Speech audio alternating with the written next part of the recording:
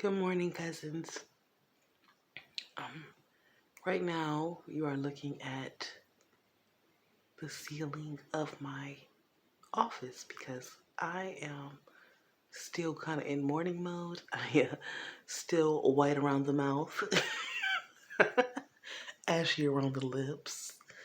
Um, but I wanted to come on here because, y'all, I just got a revelation from God that just blew my mind, and I just want to share it with you real quick. So I'm gonna try to keep the camera still. I just hope you can hear me. So, the I'm sure that you have heard I'm sure you've heard in your mind, like when you're going through something, what are you going to do, right? What am I going to do? What am I going to do? Oh my gosh, what are you going to do? And it gets louder. It's like a bullying type of voice that comes into your head. It's the devil, really, but it's like a bully. Like, what are you going to do? What are you going to do? What are you going to do? Say your rent is due and you don't have enough money. It constantly, all day long, it'll be like, what are you going to do? What are you going to do? What are you going to do? You biting your nails, you wringing your hands, you walking out in traffic without looking. Stop that. But the Lord revealed to me today in my quiet time, He said, what are you going to do? It's a trick of the enemy. Um, what are you going to do? I'm going to pray. I'm going to wait on God to give me the answers. He is the author and finisher of my faith.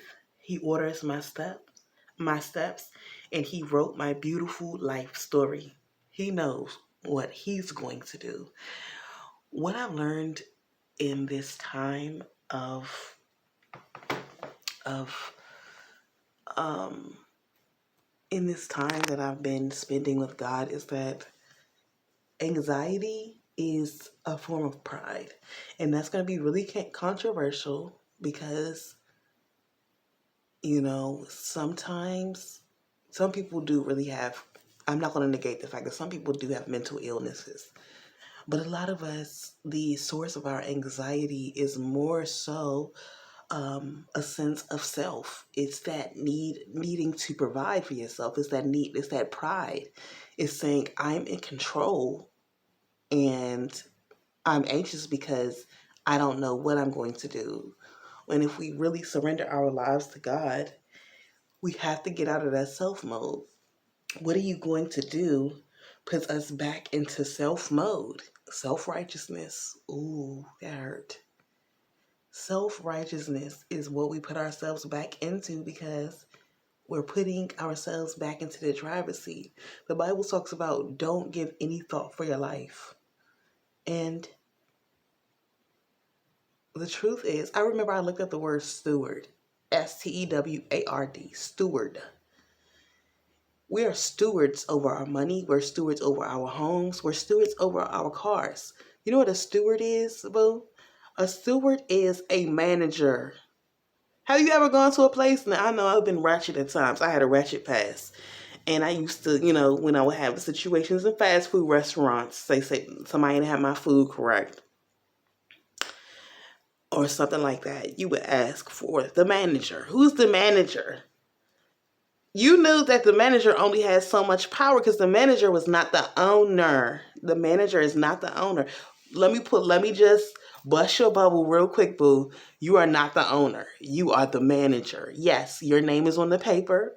Your name is on the paperwork as the owner because God didn't put his name. You can't sign loan documents that say God on it.